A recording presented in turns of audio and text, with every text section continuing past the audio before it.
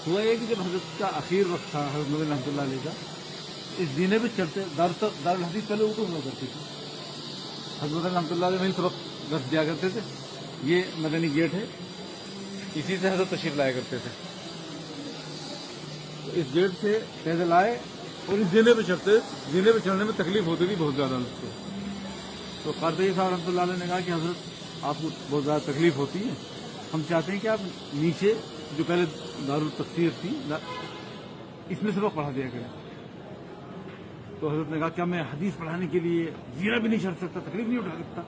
ये क्या गया हजरत ने क़ादरी साहब रहमतुल्लाह अलैह को डांट दिया। अगले रोज क़ारी साहब पहले ही खड़े हो गए हैं। हजरत जैसे तशरीफ लाए, जीने पर चलना शुरू किया तो बोले, मैं क़ारी मोहम्मद तैयब मोहतमिम दारुल उलूम देवबंद बहैसियत मोहतमिम आपको हुक्म देता हूँ कि आज से आपके सबक का निज़ाम नीचे किया गया है, आप जाइए वहां जाके पढ़ाइए। तो हजरत का पैर जहां था वहीं रुक गया, नीचे उतरे, चुपचाप जाके सबक पढ़ाया।